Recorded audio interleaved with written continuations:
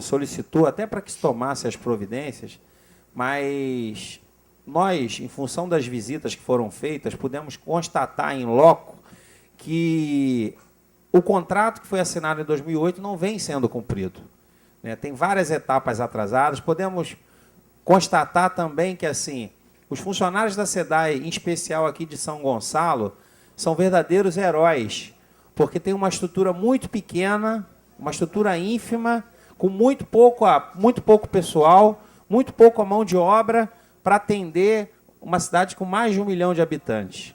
E, pelo que eu me recordo, quando a SEDAI esteve aqui essa casa, eles colocaram o seguinte, que o município tem aproximadamente 400 mil domicílios, mas que eles não tinham nessa totalidade de hidrômetros. Mas o que eles disseram aqui, a gente até teve dificuldade de entender, porque eles falaram que aproximadamente 90 e poucos por cento da população tem água na torneira.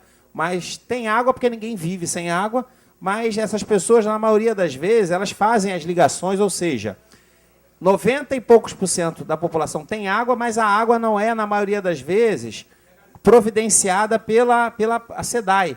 Que a SEDAI tinha um número muito pequeno, se eu não me engano, não chegava na ordem de 200 mil medidores, não chegava por aí, de um total de 400 mil domicílios, que é o que tem aproximadamente a nossa cidade.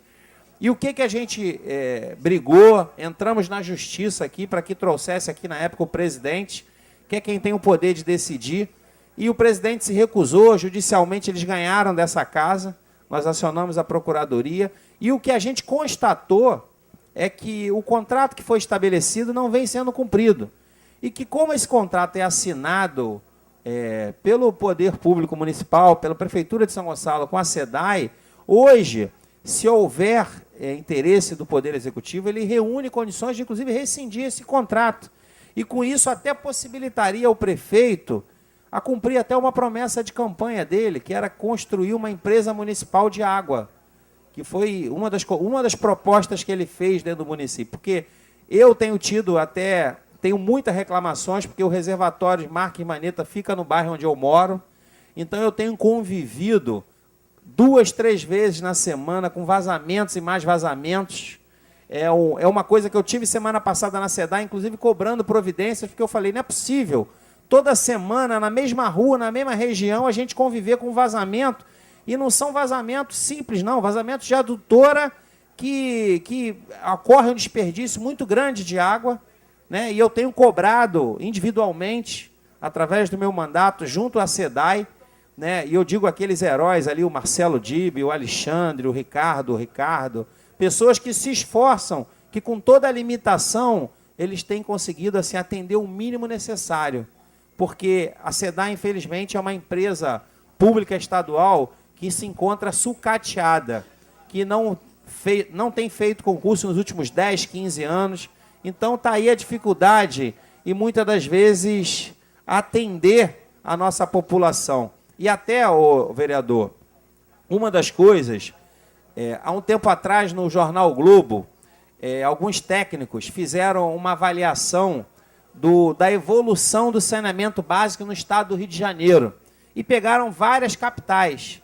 Na nossa cidade, eles chegaram a um percentual entre 5% e 7,5% de esgoto, né? Aqui na CPI da SEDAI, a gente pôde constatar, aliás, nessa reportagem até, um dos municípios que menos avançaram, se eu salvo engano, o que menos avançou no saneamento básico foi o município de São Gonçalo.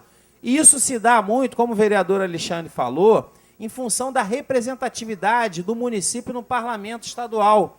Porque os nossos representantes, na maioria das vezes, eles abrem mão de defender o interesse coletivo e tão importante como é hoje o saneamento e o fornecimento de água, que em prol de benefício, e aí a coisa vem se avançando, porque quem cobra é atendido.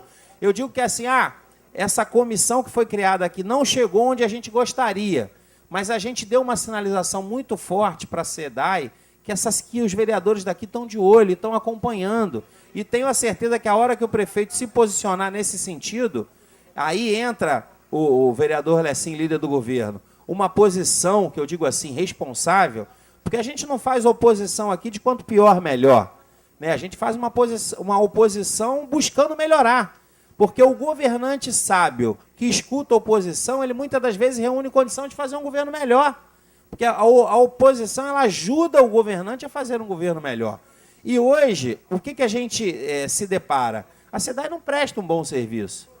E eu defendo até que o Poder Executivo convidasse a SEDAI e repactuasse esse contrato, estabelecesse novos prazos, novas metas, estabelecesse nesse contrato multas, penalidades, porque, para minha surpresa, para vocês terem uma noção como a coisa foi feita sem o acompanhamento, sem a fiscalização devida pelo parlamento estadual, né, os nossos deputados, e muitas das vezes, não sei se isso veio até para essa casa, desse o parecer, o contrato da SEDAI, quem fiscaliza, o contrato é feito o município de São Gonçalo e o governo do Estado.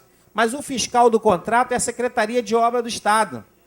Então, assim, é como se botar a raposa para tomar conta do galinheiro. E aí, não para uma outra questão, vereador, que reza no contrato, a SEDAI não cumpriu grande parte das ações que foram previstas. Não existe multa para a SEDAI estabelecida no contrato.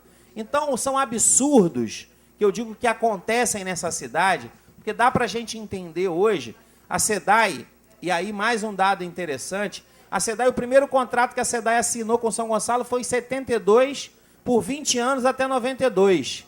Aí prorrogaram até 94, o município de São Gonçalo ficou sem contrato com a SEDAI de 94 até 2008, ou seja, 14 anos sem nenhum tipo de investimento nessa cidade, por parte da SEDAI. E aí eu pergunto, onde estavam os nossos representantes do parlamento estadual, os nossos deputados estaduais?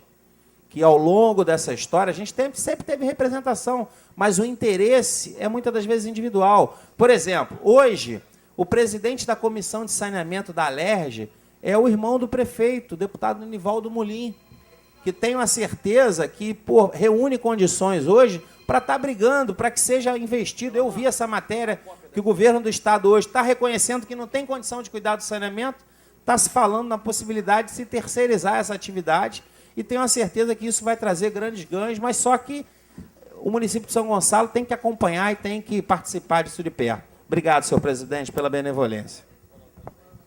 Não existe mais oradores inscritos. Meus oradores, em matéria tratada, declaro por encerrada a sessão.